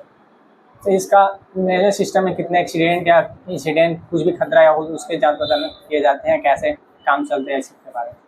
कहीं काम कर रहे हैं तो सांस लेने में मदद करे, उसको हम रेस्पिरेटरी डिजीज बोलते हैं। इसमें क्या क्या आता है रेस्पिरेटरी में? स्काबा आ गया सर, स्कूबा आ गया, एयर स्काबा का फुल फॉर्म क्या होता है? Self breathing scuba, self contain breathing apparatus. Self contain breathing apparatus, ठीक। स्काबा का यूज कहाँ करते हैं? सर उसका हम यूज़ करते हैं सर जहाँ टॉक्सिक फ्लेमेबल एयर में ज़्यादा मात्रा में हो वहाँ हम उसको पहन के यूज काम करेंगे ताकि हमें कोई टॉक्सिक फ्लेमेबल सांस लेने में मतलब दिक्कत ना हो। ठीक। बैरिकेशन टेप का नाम आप सुने? जी सर। इसका यूज किस लिए करते हैं हम लोग, कहाँ करते हैं? सर ब्रिकेशन हम जहाँ एक्सकवेशन हो रहा हो, चाहे वर्क एट हाइट जहाँ पे मतलब जहाँ पे हाई रिस्क काम होते हैं ना सर, वहाँ ब्रिकेशन का उपयोग करते हैं ताकि कोई मटेरियल कहीं मतलब कोई आदमी उसमें थी ना हो, चोट ना पहुँचे उसको, या फिर मतलब प्रोटेक्शन के लिए उसका यूज करते हैं सर। जी। अच्छा जी। जैसे आप बैरिकेशन टेप लगा दिए हैं जी। तो ये किस तरह के प्रोटेक्शन करता है, किस तरह का प्रोटेक्शन करता है? सर ये मीडियम में आ जाएगा। तो मीडियम में आप किस तरह का प्रोटेक्शन करता है ये? सर ये केवल बताता है कि इंडिकेट का काम करता है। जी, इंडिकेट करता है कि हाँ यहाँ पे काम चल रहा है। ओके जी।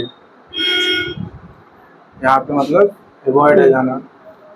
ठीक है। सेफ्टी साइन कितने प्रकार का? सर 4 टाइप के। कौन कौन से? सर वर्बल, रिटन, ग्राफिकल और एक डायग्राम के थ्रू सर। ये आप कम्युनिकेशन बता रहे हैं, मैं साइन पूछ रहा हूँ आपसे। साइन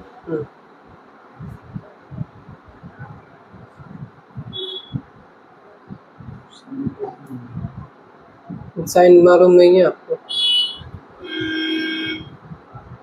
अच्छा, क्या कारण है कि किसी साइट पे हेल्थ एंड सेफ्टी को मैनेज किया जाता है? सर ताकि किसी वर्कर्स को चोट ना पहुंचे, खतरा ना हो। कारण reason to maintain health and safety at workplace. Safety policy implement करना सर। क्या रीजन है कि किसी साइट पे जी यहाँ पे इंडिया में भी काम किया तो कभी QC पे किया। इंडिया में तो आप जानते हैं जॉब किस लेवल का मिलता है, आप कभी QC में कभी प्रोडक्शन में। इसमें मेरा मैकेनिकल इंजीनियरिंग का क्लास था, इसमें फिर मैं सेफ्टी में इंटरेस्ट किया तो फिर एक क्लास किया फायर एंड सेफ्टी डिप्लोमा का। तो उस टाइम में बिहार से मैं किया था। फिर उसके बाद मैं सऊदी चला गया। फिर सऊदी गया तो वहाँ पे भी प्रीवियस कंपनी जो थी सप्लायर थी गल्फ की जो, तो भी कोई एक्चुअली नॉट 100% जॉब दे रहा था कि आपको इस फील्ड में लाए, इसी फील्ड में दीजिए। जो काम मिला तो फिर वहाँ से मुझे बहुत रुचि हो गई काम करने के लिए। फिर आया तो फिर मैं बिहार में इसी तरह ध्वनि कॉन्ट्रैक्टर साइड काम चलता है, बिल्डिंग के देख रेख में, उसमें भी सेफ्टी के नाम पे काम किया था लगभग अपना ऐसे छपरा साइड में। ओके 5-6 मंजिला काम था, उसमें भी मेंटेनेंस में ओके कोई बात नहीं। उतना टिप्स नहीं पड़ पा रहा है कि कैसे मैं फोकस करूँ उस चीज पे। टोटल सेफ्टी डिपार्टमेंट में एक्सपीरियंस टोटल सेफ्टी में क्या बताया, जैसे काम एक्चुअली हम लगातार 5-6 साल किए नहीं इसमें, ओके क्या फायदा।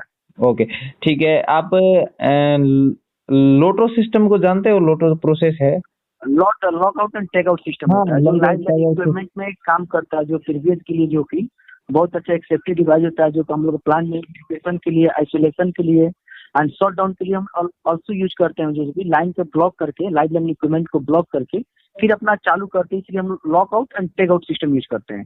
लॉक आउट में होता है कि हम लॉक कर देना, उसका की ओनली 1% के पास होता है, as for supervisor, as for engineer, उसको लॉक कर देते हैं। टेक आउट सिस्टम उसमें हम लोग लगा देगा डू नॉट ऑपरेट या जो भी उसका साइन होता है, हम लोग यूज कर देते हैं कि इसको कोई यूज ना कर पाए उस चीज को, क्योंकि अगला अपना बंदा उसमें काम कर रहा है, जिससे खजाट ज्यादा हो जाएगा, खतरा हो सकता है सर इस चीज। ओके बहुत अच्छी बात है। आपकी अभिव्यक्ति बहुत अच्छी है, मुझे बहुत खुशी हुई कि आपकी ग्रोथ और आपके उज्जवल भविष्य की शुभकामनाएं देता हूं मैं आपको। ठीक है, आप मुझे ये बताइए रेडियोग्राफी के बारे में आप जानते होंगे, आपने ऑयल एंड गैस फील्ड में काम किया, मैं उसी हिसाब से क्वेश्चन पूछूंगा। जी जी जी जी जी जी रेडियोग्राफी के बारे में कुछ जानते हो? रेडियोग्राफी इंडेक्स टेस्टिंग होता है, जो कि यूटी पीटी एमटी आरटी में आता है। रेडियो का रेशियो बहुत सारा ज्यादा था, बहुत सारा ज्यादा उसमें 1000 होता है। एज फॉर क्वेश्चन जिसमें जहाँ पे हम लोग रेडियोग्राफी टेस्टिंग करते हैं, उस एरिया को पूरा ब्लॉक कर देते हैं। एज फॉर जिस साइट पर काम होता है, उस एरिया को पूरा वर्कर को हम लोग साइट करते हैं प्लान से।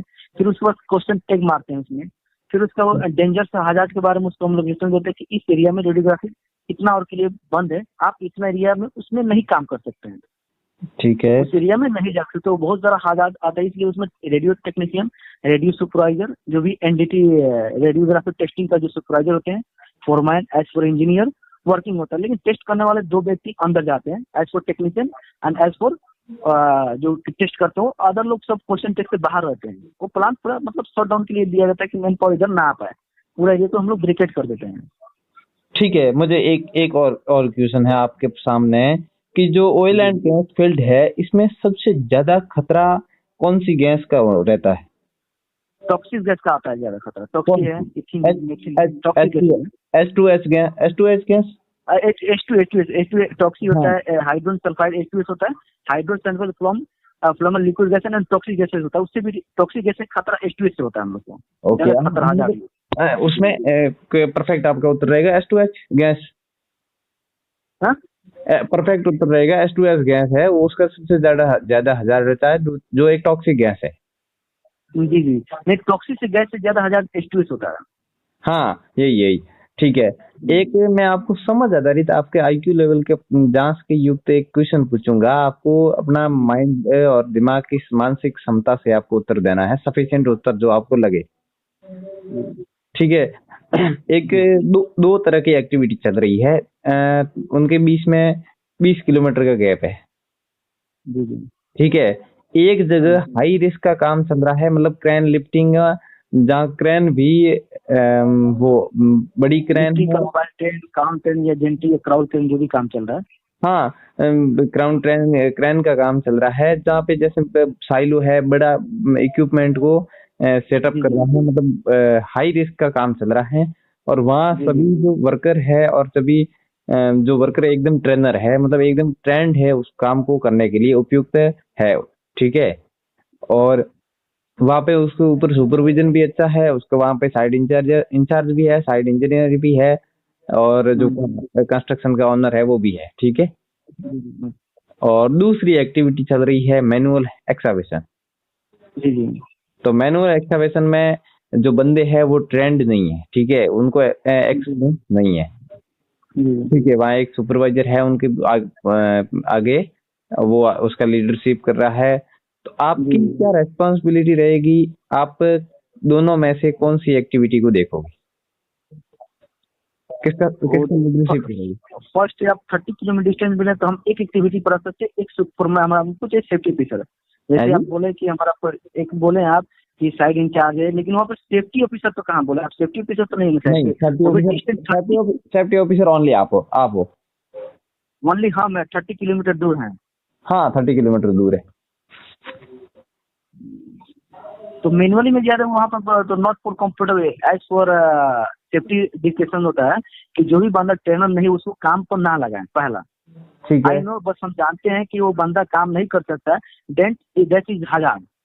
ठीक है, वो बंदा काम नहीं कर सकता, वो हजार है, वहाँ का हम काम को ब्लॉक कर देंगे। या फिर after give the training as for this work, as for not understand, then give the chance for as a foreman या supervisor. I'm telling that give the training for this job, professional job. Otherwise, Okay, good, people good, will not understand, then cancel the job. खलास। Okay, उसमें good, अगर good. नहीं बंदा जानता है तो सीधा कैंसिल करेंगे उस जॉब के लिए। और Thank हमारा you. हाई रिक्रूटमेंट है, तो पहले हम यहाँ देखेंगे जो बंदा कंफर्टेबल नहीं काम के लिए, उस बंदा को हम हायर नहीं कर सकते हैं, नहीं, चाहे जैसे मेरे 30 किलोमीटर या 40 किलोमीटर है, उससे मतलब नहीं है। उसको हायर वो बंदा कंफर्टेबल इस जॉब के लिए जानता है, परफेक्ट है, that's good. Otherwise not allow for safety department. Thank you, ठीक है। पर दोनों एक्टिविटी को आपको चलाना उचित जरूरी है, क्योंकि आपके ऊपर साइड का और आपकी टीम का जो लीडर है, जैसे साइड इंचार्ज है, उनका दबाव है। दोनों को एक्टिविटी को चलाना कंपलसरी है। बताओ क्या करोगे उस कंडीशन में? उस कंडीशन में जो हमको जहाँ हाई रिस्क मैनुअली है, जो कि बंदे यहाँ पर ट्रेनर हैं, पूरे कॉन्फिडेंस लेवल से as per inspection all are good then working जब गुड, और हमको बंदे पर कॉन्फिडेंस ये लोग काम कर सकता है, पूरा हाई रिस्क एलाइनमेंट है। लेकिन वहाँ पर मैनुअली चल रहा है, वहाँ पर बंदे जो तो ज्यादा हजार कहाँ पे हमको वहाँ फोकस करना है, एज फॉर डेंजर हजार। यहाँ हाई रिस्क एलिमेंट पर है, क्रेन चल रहा है, क्राउल हो सकता है, या कुछ रोपिंग इंस्ट्रूमेंट होता है, कितने बंडर है, लेकिन कुछ भी एक भी यहाँ पे मिस बिहेवियर होगा तो बहुत ज्यादा खतरा हो सकता है यहाँ पे। वहाँ पे बंदे ट्रेनर नहीं है, लेकिन वहाँ पर खतरा हमको फाइंड आउट करना है, फाइंड आउट द हजार। ज्यादा हजार हमको कहाँ दिखाई लगता है, हम वहाँ पे एक्सपेक्ट करेंगे, वहाँ पे काम करा सकते हैं ज्यादा कंफर्टेबल में। यही कंफर्टेबल है। मैंने दोनों एक्टिविटी बता दी। आप दोनों एक्टिविटी में से आप एक ही आंसर दीजिए कि आप किस जगह जाओगे। एक शब्द में उत्तर दीजिए। शब्द में 30 किलोमीटर डिस्टेंस है तो पहले तो सेफ्टी नहीं रह पाएगा, दो सेफ्टी चाहिए हमको, एक तो मैनुअली पे, एक डिस्टेंस पे। उतना कंडीशन भी ऐसी है कि सेफ्टी ऑफिसर आप ये कियो, कंडीशन भी वो है, वो कंडीशन भी वो है। तो ये मैकेनिकल में ज्यादा खतरा है सर, मैनुअली में कम होता है, मैकेनिकल में हम रहेंगे। जहाँ मैंने क्या कहा, जहाँ साइड इंचार्ज भी है, साइड इंजीनियर भी है, उनका ऊपर सुपरविजन भी बहुत टाइट है, हाई रिस्क है, तो क्या हुआ? आप सुपरविजन को हमेशा ट्रेनिंग, इफेक्टिव ट्रेनिंग भी देते हो, टीबीटी भी देते हो, और दूसरी बात बंदे भी ट्रेंड है, हाई रिस्क होते हुए भी बंदे ट्रेंड है, तो वो रिस्क एकदम कम हो गया, ठीक है, क्योंकि उस काम के लिए सुटेबल है वो। और दूसरी बात, एक साइड बंदे एकदम ट्रेंड नहीं है, तो उन बंदों को आपको जागरूक काम के प्रति ट्रेनिंग देना पहले जरूरी है। वो काम हाई रिस्क की जगह आप यदि नहीं जाओगे तो भी चल सकता है, क्योंकि वहाँ सभी बंदे क्रिटिकल एक्टिविटी हो रही है, उसके बावजूद भी सभी बंदे ट्रेंड है। मैंने स्पष्ट कहा था कि वहाँ कंपनी का ऑनर भी है, साइड इंचार्ज भी है, साइड इंजीनियर भी है, और अच्छा सुपरविजन भी है, तो उसमें कोई भी हर्ट होने की संभावना बहुत कम रहती है। और जहाँ मैनुअल एक्सर्विसन है, एक ही सुपरविजर है, मतलब तो आपको उस मैनुअल देखो आप IQ लेवल से पहले आप किसको प्राथमिकता दोगे? मैनुअल तो बड़ा तो मैकेनिकल के लिए मैनुअली टच नहीं किया था, क्योंकि मैं वो ब्लॉक का होल्ड कर देगा काम को, क्योंकि वहाँ पे मुझे ट्रेनर यहाँ पे हाई रिस्क हजार है ना। As for confidence level for then will hazard, as for safety rule speaking 100% cover this work then will hazard, because any time will be accident to be coming, that's why. मैंने आपका उत्तर जान लिया, पर मैं ये चाहता हूँ हर कोई बंदा इसको हाई रिस्क वाली पे सबसे पहले प्राथमिकता देता है, पर होता ये है कि मैंने कहा सुपरविजन भी बहुत ज्यादा है, तो वहाँ हजार पहले ही आइडेंटिफाई कर दिए जाते हैं। कर सकता है, जहाँ साइड इंचार्ज रहेगा तो साइड इंचार्ज कभी भी प्रॉपर्टी डैमेज और मानव संसाधन का डैमेज, एनवायरमेंट डैमेज, एनवायरमेंट में नेगेटिव इफेक्ट कुछ भी वो करने नहीं देगा।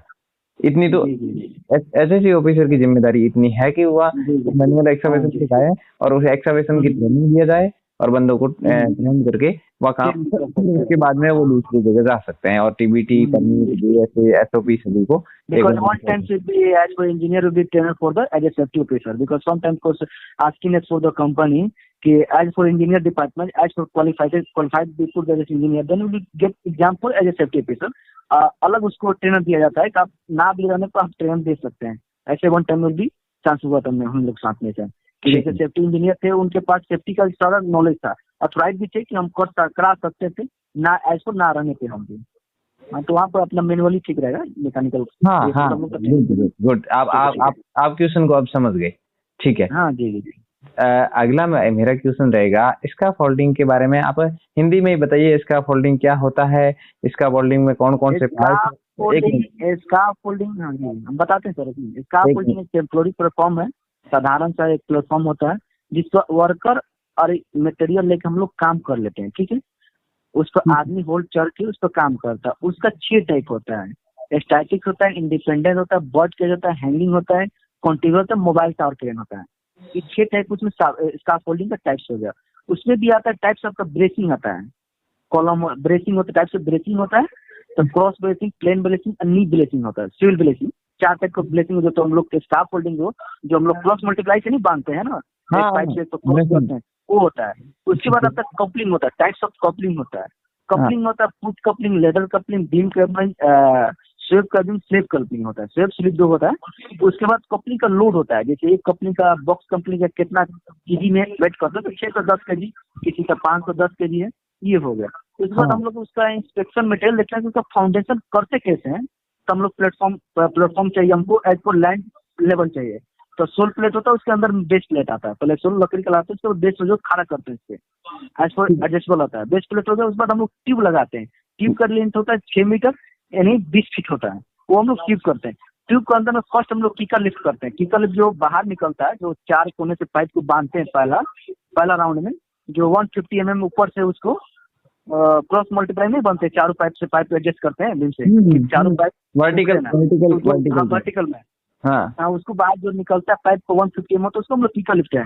तो उसके ऊपर 1.8 मीटर में फिर हम लोग ऐसा एक क्रॉसिंग करते हैं। फर्स्ट ट्रांसजम होता है, एक लेजर होता है, फर्स्ट कीकर लिफ्ट होता है, और फर्स्ट कीकर लिफ्ट 1.8 मीटर टू 1.2 मीटर के 7 मीटर के लपेट में होता है, जैसे 6 फीट या 6 फीट के ऊपर में होता है। फर्स्ट उसका सेकंड बांधते हैं जो 150 mm से, फिर सेकंड बांधते हैं, तो उसके बाद फिर 1.2 मीटर 8 में फर्स्ट ट्रांसजम होता है और लेडर होता है। फर्स्ट कीकर सेकंड कीकर लिफ्ट में होता है, फिर ट्रांसजम और लेडर आता है।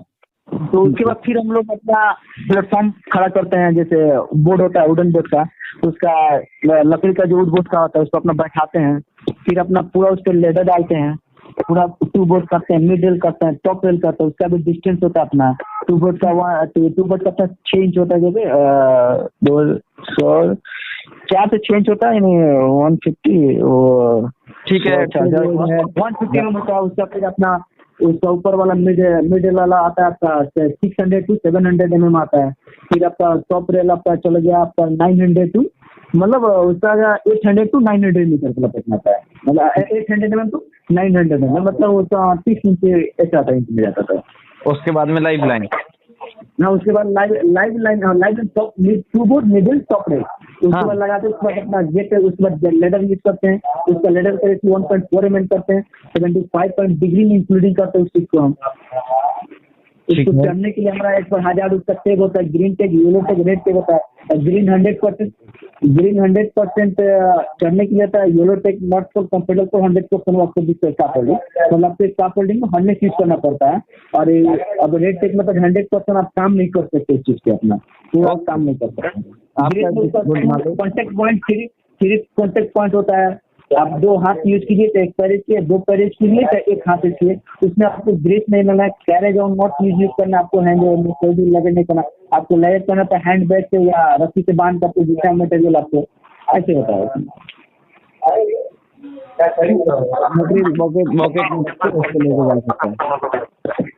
हेलो, हाँ बोलिए सर बोलिए। हाँ, मटेरियल को मतलब लेडर पे चढ़ते समय लेडर के ऊपर काम नहीं करना है, नहीं यूज करना है, नहीं करना है। आपको ग्रेस में, जूता में ग्रेस नहीं होना चाहिए, आपको हैंड ग्लव्स में ग्रेस नहीं होना चाहिए, आपको हाथ पूरा सब फ्री होना चाहिए, पैर भी फ्री होना चाहिए, ऊपर चढ़ते समय ध्यान देना चाहिए।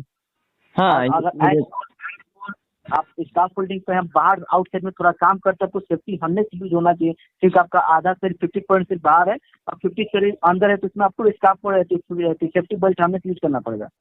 ठीक है। आपको सेफ्टी बेल्ट के टाइप्स पता है? सेफ्टी बेल्ट होता है एगो सेफ्टी बेल्ट में सेफ्टी हार्नेस होता है एगो सेफ्टी रोप हार्नेस होता है, तीन टाइप का आता है ना। सेफ्टी बेल्ट के टाइप्स होते हैं अलग अलग, कितने टाइप्स के होता है सेफ्टी बेल्ट।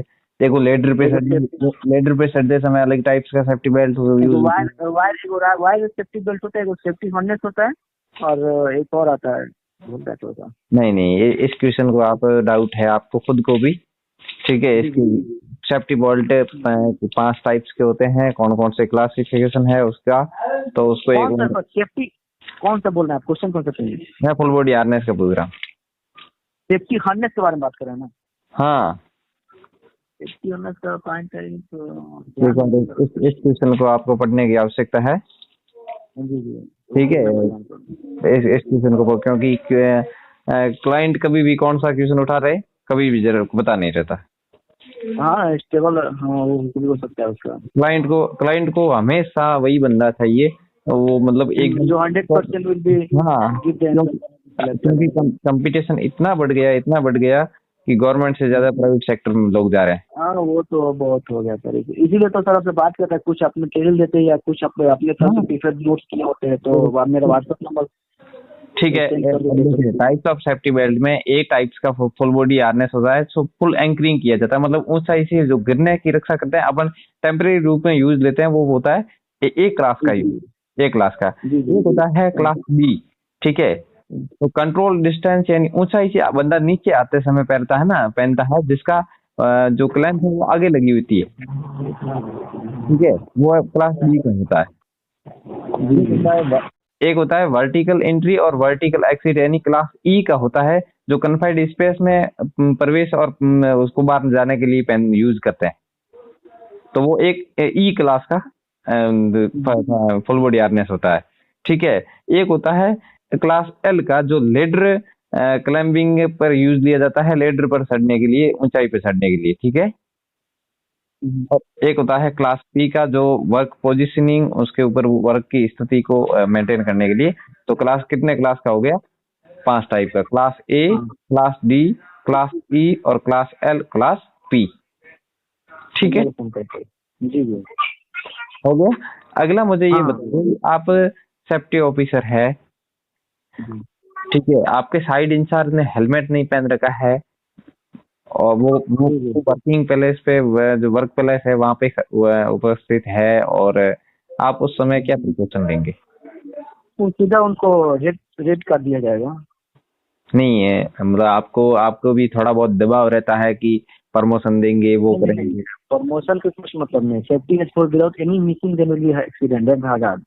तो आप कुछ भी बड़ा पोस्ट की आप मैनेजर भी है, तब तो मेरा सेफ्टी फॉलो करके अंदर जाना होगा। कोई बात नहीं, आपका क्लाइंट भी आता है तो उसको सेफ्टी का यूज हेलमेट करना पड़ता है, ऐसा नहीं आप नहीं जा सकते, कुछ भी होता है तो कौन रिस्पॉन्सिबिलिटी था, हम जिम्मेदार है ना। आपने क्यों जाने दिया, बिना प्रोजेक्ट चेक किए कैसे जाने एंट्री करने दिया? आपने देखा नहीं, कितना भी बड़ा पोस्ट इंजीनियर है, हेलमेट लगा के नहीं जाएगा तो प्रॉब्लम हमको न होगा। आप तो दूसरे, तो मेरा सेफ्टी मैनेजर है, मेरा सेफ्टी इंचार्ज है, हमको रखा जाए फॉर सेफ्टी ऑफिसर पे, तो हमको पूछेगा ना तुम इंजीनियर है तो उससे क्या मतलब है? हम तुम्हारा, मेरा डिपार्टमेंट एक सेफ्टी डिपार्टमेंट अलग है, उनका डिपार्टमेंट, अगर कोई उसमें मिस बिहेवियर होता देख में, अगर मेरे से कंट्रोल नहीं होता है तो कंप्लेन दे supervisor. Okay, then call the manager से इंजीनियर, हम उसको बोलेंगे कि आप फ्लो कीजिए, नहीं तो हम क्या कर सकते हैं। क्योंकि वन टाइम ऐसा एक्सीडेंट हुआ था हमारे पेट्रोलियम में, जैसे फोरमैन थे विदाउट हेलमेट लेके थोड़ा सा दौड़ गए, रनिंग कर गए हाथ में हेलमेट लेके, एज पर सेफ्टी ऑफिसर देखा तो उनको रेड से ही मार दिया, ठीक है। जब जाके आप सेफ्टी डिपार्टमेंट मिलिए, रेड काट दिया, आपको वार्निंग दिया जाता है, आप वार्निंग लीजिए, नहीं तो रेड लीजिए, जाकर बात कीजिए, फिर अपना तो इशू हटा दीजिए। अब एज पर फोरमैन अपने साइड का एक बड़ा एक छोटा सा क्वेश्चन रहेगा आपसे, आप साइड पे 5 अनसेफ एक्ट और 5 अनसेफ कंडीशन के उदाहरण दीजिए। 5 मतलब नहीं, एग्जाम्पल दीजिए, यूसी और यूए। आप 5 अनसेफ कंडीशन बोले हैं? हाँ, 5 अनसेफ कंडीशन और 5 अनसेफ एक्ट। तो पहला तो आप पर्सनल पीपी यूज नहीं कर सकते, तो आप अनसेफ हो गया आपने साइड पे काम करते समय में, अनसेफ एक्ट हो गया, ठीक है। आपको स्लिप ट्रिप एंड फास्ट का ध्यान देना, जहाँ जो पानी उनी लगा होता है उसको आपको ध्यान देना है कि चलने समय में कुछ होगा। अगर कोई ऊपर में काम कर रहा है तो उसमें आपको ध्यान देकर चलना होगा कि ऊपर से कोई काम कर रहा है तो उसमें सेफ्टी नेट है कि नहीं है, आप नीचे जा रहे हैं तो आपको खुद से ध्यान रखना पड़ेगा। अब ऐसे अनाधुनी में चले कुछ गिर गया तो वो भी अनसेफ में आ जाएगा। फिर आप चल रहे हैं रोड के किनारे तो भी आपको ध्यान पर कुछ आपका एक पाथ होता है जाने आने का, उसमें भी आपको ध्यान देना पड़ेगा। विदा आपको नॉलेज नहीं है उस काम को तो करना नहीं होगा। आप ट्रेनर नहीं है तो कर नहीं सकते उस चीज के लिए। जैसे मैकेनिक, जैसे सेफ्टी हजार्ड में आता है, जैसे अनसेफ में तो सब काम आ जाएगा। जैसे आप कोई भी मिसिंग करते हो तो अनसेफ है। Working without safety created an accident होता है कि कोई भी आप मिस करते हैं वो unsafe as per accident level में आ जाएगा कि जो भी मिसिंग करते हैं आप काम करते हैं एज पर मिसिंग आ गया। और मिसिंग आ गई तो मिस नहीं करते हैं। जैसे कोई भी काम करें आप तो हेलमेट यूज करें। आप ग्राइंडर मशीन यूज कर रहे हैं तो आपको हेलमेट होना चाहिए, फेस शील्ड होना चाहिए, ग्लव्स होना चाहिए। लूज मटेरियल आप यूज नहीं कर सकते, लूज केबल नहीं यूज सकते हैं, क्रैक डिस्क यूज नहीं कर सकते हैं। ये सब मतलब अनसेफ पे ध्यान देना है। देखकर आप काम कर सकते हैं। अगर पूरा ठीक है तो आप काम कर सकते हैं दोनों के। हैवी नॉइस है वहाँ पे तो वो कार्यस्थल में तो वो अनसेफ एक्ट होगा, अनसेफ कंडीशन होगा। ज्यादा नॉइज है तो अनसेफ एक्ट है वो, अनसेफ कंडीशन है। हाँ मतलब ज्यादा नॉइज है तो आप काम करने से पहले आपको एयर प्लग यूज करना पड़ेगा। जैसे प्लांट में काम करने में बहुत सारा नॉइज होता है, वो प्रिकॉशन है, वो वहाँ पे आपको एयर प्लग यूज करना पड़ेगा। ज्यादा धूल मिट्टी हवा चला तो ग्लास यूज करना पड़ेगा। उचित वेंटिलेशन नहीं है तो वो अनसेफ एक्ट है या अनसेफ कंडीशन है? कौन सा सर? उचित वेंटिलेशन नहीं है, वातावरण उचित नहीं है काम के योग्य। नहीं तो अनसेफ कहाँ से? अनसेफ है ना, अनसेफ कंडीशन मतलब वो उचित वेंटिलेशन नहीं है तो हाँ अनसेफ है वो। वहाँ पे वेंटिलेशन चाहिए 19.5 से लेके 23 के बीच में हमारा वेंटिलेशन होता है, जो एयर का ऑक्सीजन लेवल होता है हम लोग का, उसमें रहेगा तो ठीक है। अगर कुछ में कंफाइनेंस में काम करें उसमें हमारा वेंटिलेशन नहीं है, एयर निकलने का चांस होता है तो हजार बहुत ज्यादा हो जाएगा। ठीक है, हो जाएगा वो अनसेफ कंडीशन है। ठीक है, वो अनसेफ कंडीशन हो जाएगा। ठीक है। और यदि हाउसकीपिंग प्रॉपर नहीं है, पूरा हाउसकीपिंग है तो वो हाउसकीपिंग और proper housekeeping not only for cleaning then arrange the all. जैसे आप हाउसकीपिंग का वो नहीं ठीक है साफ मार कर नहीं, वो जो बिखरा हुआ सामान को आपको अरेंज करना है एज फॉर एज तक वाइज। कोई मेटल गिरा है चाहे कोई पूरा दाना से साफ किए कहीं फेंकते नहीं, उस चीज को ले जाकर अरेंज वाइज करना है तब वो ठीक होता है, धीरे धीरे ठीक होता है, वो बढ़िया होता है। ठीक है। यदि अनसेफ ड्राइविंग कोई व्यक्ति कर रहा है, वो लिमिट से और लिमिट में ओवर स्पीड में गाड़ी चला रहा है तो वो एक्ट है या अनसेफ कंडीशन? जो लिमिट में करता है अनसेफ एक्ट हो गया ना। जैसे उसका 3 होता है, safe side, safe drive, safe vehicle होता है। 3 रूल होता है कि कोई ड्राइव कर रहा है तो उसको 3 ध्यान रखना चाहिए। सेफ साइड में चलाना चाहिए, अपना सेफ ड्राइव करना चाहिए और सेफ स्लोली करना चाहिए। उसके लिए आपको प्लांट में रूल